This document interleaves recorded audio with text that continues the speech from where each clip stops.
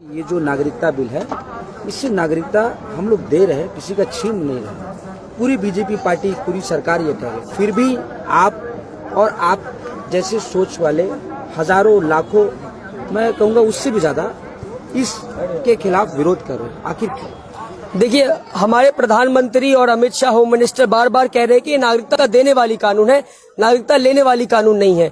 मगर ये उसी तरह हमारी आंख में धूल झोंक रहे हैं जिस तरह डिमोनेटाइजेशन के साथ टाइम इन्होंने कहा था। देखिए, बहुत आसान है, एनआरसी के खिलाफ हम क्यों है समझना बहुत मुश्किल नहीं है, बहुत आसान है। खाली एक बार आपको लॉजिक लगाना, आप समझ जाएंगे कि एनआरसी के खिलाफ हम लोग क्यों हैं। ये कह रहे नागरिकता देने वाली कानून है, लेने वाली कानून नहीं है। अब आप देखिए, आजाद भारत में पहली बार 70 साल में ऐसा हुआ है कि धर्म के आधार पर नागरिकता दी जा रही है। हमारा संविधान का शुरुआत में एक प्रियम्बल है, वो प्रियम्बल कहता है, we the people of India having solemnly resolve to constitute India into sovereign socialist secular. वह संविधान के पहले 3 लाइन में सेक्युलर वर्ड का इस्तेमाल किया गया है। आजाद भारत में पहली बार 70 साल में धर्म के आधार पर नागरिकता दी जा रही है। 70 साल से 5 आधार पर नागरिकता दी जा रही थी, by birth, by descent, by acquisition, by registration, by naturalisation. इन 5 तरीके से दी जा रही थी नागरिकता। आजाद भारत में पहली बार धर्म के आधार पर नागरिकता दी जा रही है। अब आप कहें, आपके सामने से 10 लोग दौड़ करके आ रहे हैं, बचाओ बचाओ, आप 8 लोगों की मदद करेंगे और 2 लोगों की कहेंगे नहीं तुम वापस जाओ, तुम्हारी मदद नहीं करेंगे क्योंकि तुम यहूदी, तुम जूस हो और तुम मुसलमान हो। देखिए, सीएए में उन्होंने सिर्फ मुसलमान का नाम नहीं, उन्होंने जूस का नाम भी छोड़ा है, पर मुसलमान चिल्ला रहे ताकि यहां भी पोलराइजेशन हो जाए। जूस का नाम छोड़ा, ये बताने की कोशिश नहीं कर रहे हैं आपको। दूसरी बात, ये इन्होंने 3 देशों का जिक्र किया यहाँ पर, बहुत आसान है, समझिए आप। और जितने लोग आपकी वीडियो देखेंगे उन्हें समझने की जरूरत है क्यों हम एनआरसी के खिलाफ प्रोटेस्ट कर रहे हैं। 3 देशों का इस्तेमाल इन्होंने नाम इस्तेमाल किया है, बांग्लादेश, पाकिस्तान और अफगानिस्तान से जो लोग मुसलमान आए हैं उनको नागरिकता नहीं देंगे। अब आप ये 3 देश वो देखिए, वो ये मुस्लिम मेजोरिटी देश है, तो ये क्या दिखाने की कोशिश कर रहे हैं? हिंदुस्तान में रहने वाले लोगों के दिमाग में एक परसेप्शन बनाने की कोशिश कर रहे हैं कि देखो, जुल्म सिर्फ नॉन मुस्लिम पे होता है और करता कौन है? सिर्फ मुसलमान जुल्म करता है। पर क्या ये सच्चाई है? जी नहीं। सच्चाई क्या है? सच्चाई ये है कि श्रीलंका में जब तमिलियंस पे जुल्म होता है, वो तमिलियन श्रीलंका से भागकर इंडिया आते हैं। सच्चाई क्या है? जब नेपाल में क्रिश्चियन पे जुल्म होता है, क्रिश्चियन नेपाल से भागकर इंडिया आते हैं। सच्चाई क्या है? जब टिबेटियंस पे चाइना जुल्म करता है, वो तिब्बत से भागकर इंडिया आते हैं और दलाई लामा सबसे बड़ा एग्जांपल है इनका। सच्चाई क्या है कि म्यांमार में, बर्मा में जहां मुसलमानों पे जुल्म होता है, वो भागकर इंडिया आते हैं। बांग्लादेश में अगर जुल्म होता है, इंडिया आते हैं। मगर ये नेपाल छोड़कर, श्रीलंका छोड़कर, चाइना छोड़कर, बर्मा, म्यांमार छोड़कर सिर्फ 3 देशों का जिक्र कर रहे हैं जो मुस्लिम मेजोरिटी देश है। तो ये क्या बताना चाह रहे हैं? ये बताना चाह रहे हैं कि जुल्म से मुसलमान करता है और पोलराइजेशन करने की कोशिश कर रहे हैं इस मुल्क में। तीसरा बात आपको समझना है, वो ये है कि इन्होंने एक डेट मेंशन किया है कि 31 दिसंबर 2014 से पहले जो भी इस मुल्क में आया है उसको नागरिकता दे दी जाएगी, सिवाय मुसलमान और यहूदी यानी जूस के। अभी 31 दिसंबर 2014 के पहले का आपको लॉजिक क्या है? मोदी जी, मैं पूछूंगा अमित शाह, 31 दिसंबर 2014 के पीछे का लॉजिक क्या है? कोई लॉजिक नहीं है, ये एक आर्बिट्री डेट है। लॉजिक क्या है? यानी कि आप क्या बताना चाह रहे हैं कि 2014 में आपकी सरकार बनने के बाद जुल्म रुक गया इन देशों में, या 31 दिसंबर 2014 के बाद जुल्म ही नहीं होगा इन लोगों पे?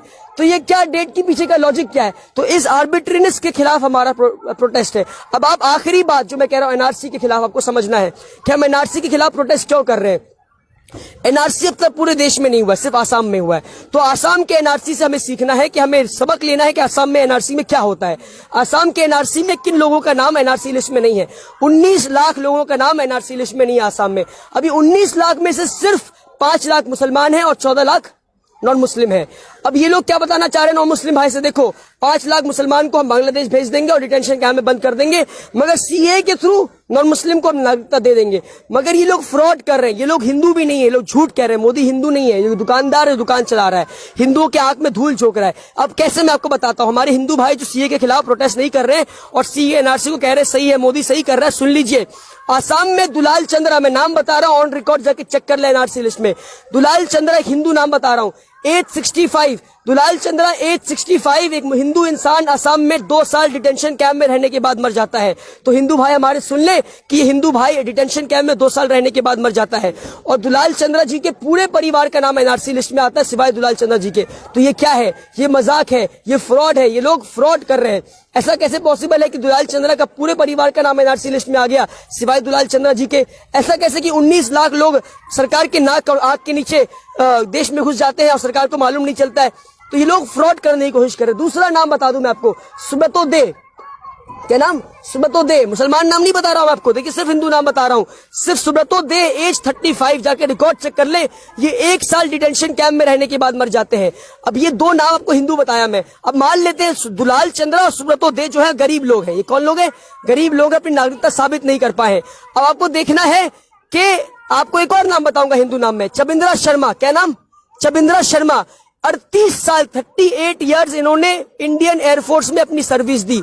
जो इंसान 38 इयर्स इंडियन एयरफोर्स में अपनी सर्विस देता है उसका नाम एनआरसी लिस्ट में नहीं आता है। तो कौन जवाब देगा? हमारे हिंदू भाई मोदी का सपोर्ट कर रहे हैं और कह रही है मुसलमानों के खिलाफ कानून है। ये कानून हिंदुस्तानियों के खिलाफ और देश के संविधान के खिलाफ कानून है। ये काला कानून है। चबिंद्रा शर्मा अगर एक पढ़ा लिखा इंसान 38 साल देश की एयरफोर्स में सेवा करने के बाद उसका नाम एनआरसी लिस्ट में नहीं आता, गरीब इंसान का कैसे आएगा? मोहम्मद सनाउल्लाह, अब मैं मुसलमान का नाम बता रहा हूं, मोहम्मद सनाउल्लाह, जो करगिल वॉर में एक मुसलमान पाकिस्तानियों के खिलाफ अपनी जान की बाजी लगा देता है, उसका नाम एनआरसी लिस्ट में नहीं आता है। तो कौन जवाब देगा? एक फौजी का नाम जो देश के लिए अपनी जान की बाजी लगा देता है, उसका नाम अगर एनआरसी लिस्ट में नहीं आता तो गरीब इंसान का नाम एनआरसी लिस्ट में कैसे आएगा? फखरुद्दीन अली, जो देश के 5वें प्रेसिडेंट रहे, 5वें प्रेसिडेंट, वाइस प्रेसिडेंट रहे, जो देश के 5वें प्रेसिडेंट रहे, उनका नाम, वाइस प्रेसिडेंट रहे, उनके परिवार का नाम अगर एनआरसी लिस्ट में नहीं आता तो गरीब इंसान का नाम कैसे आएगा? सैयदा तैमूर, अब हंसने वाली बात है, जो आसाम की सीएम रह चुकी है, सैयदा तैमूर, जाके रिकॉर्ड चेक कर ले, उनका नाम एनआरसी लिस्ट में नहीं आता। जो एक स्टेट का मुख्यमंत्री सीएम रह चुका है, उस मुख्यमंत्री का नाम, एक्स सीएम का नाम एनआरसी लिस्ट में नहीं आता, तो गरीब आदमी का नाम एनआरसी लिस्ट में कैसे आएगा? ये मोदी किसे बेवकूफ बनाना चाह रहा है? मैं सवाल पूछना है।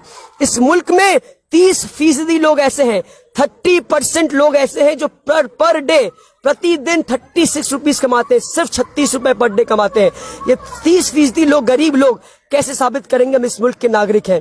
तो ये लोग फ्रॉड कर रहे हैं। 19 लाख लोग इसी देश के नागरिक हैं, मगर वो गरीबी की वजह से अपनी नागरिकता साबित नहीं कर पाए। अब देखिए अमित शाह क्या कहता है। अमित शाह कहता है कि Aadhaar card, voter ID card, passport और पैन कार्ड और बर्थ सर्टिफिकेट इस मुल्क की नागरिकता का सबूत नहीं। तो भैया आप में से जितने लोग यहाँ मौजूद है बता दें कि इसके अलावा आपके पास बचा क्या? ये ऑन रिकॉर्ड जाके चेक कर ले। अमित शाह ने टाइम्स नाउ के अपनी न्यूज में, टाइम्स नाउ के इंटरव्यू में अमित शाह ने कहा है इस बात को। और देखिए आधार कार्ड, वोटर आईडी कार्ड, जिस वोटर आईडी कार्ड का इस्तेमाल करके लोगों ने आपको वोट दिया, सत्ता में पहुंचाया, उस वोटर आईडी कार्ड को दिखाने के बाद हम नागरिकता साबित नहीं कर पाएंगे। जब हम अमेरिका जाते हैं तो पासपोर्ट दिखाते हैं, और पासपोर्ट दिखाने पे लोग कहते हैं कि अच्छा, हमारा पासपोर्ट देख के बोलते हैं कि ये हिंदुस्तान से आया। कहां से आया? हिंदुस्तान से। मगर आज शर्म की बात है, हमारे देश में हमारा पासपोर्ट देख के बोलेंगे तुम हिंदुस्तान से नहीं आए हो, हमारे देश में। मगर अमेरिका हमारे पासपोर्ट देख के कहेंगे तुम इस मुल्क से आए हो, हमारे देश में हमारा पासपोर्ट देख के कहेंगे तुम इस मुल्क से नहीं आए हो। Article 326 of the Indian constitution कहता है कि सिर्फ वो इंसान वोट दे सकता है जो इस मुल्क का नागरिक है, यानी जिसके पास वोटर आईडी कार्ड है वो इस मुल्क का नागरिक है, और वोटर आईडी कार्ड इस मुल्क की नागरिकता का सबूत होना चाहिए। आर्टिकल 26 का वायलेशन कर रहे हैं ये लोग।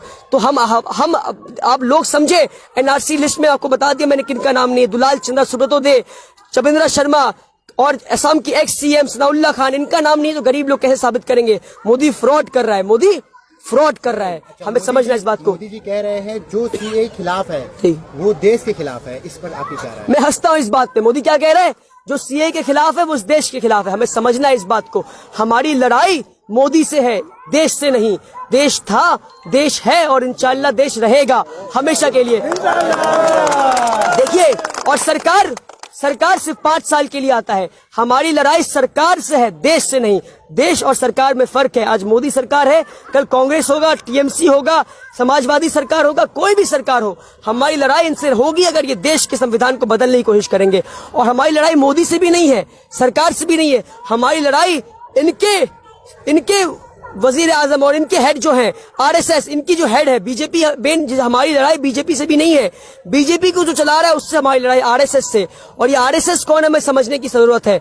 अब देखिए, आरएसएस को समझने की जरूरत है। आरएसएस इस देश के खिलाफ है, हम इस देश के खिलाफ नहीं।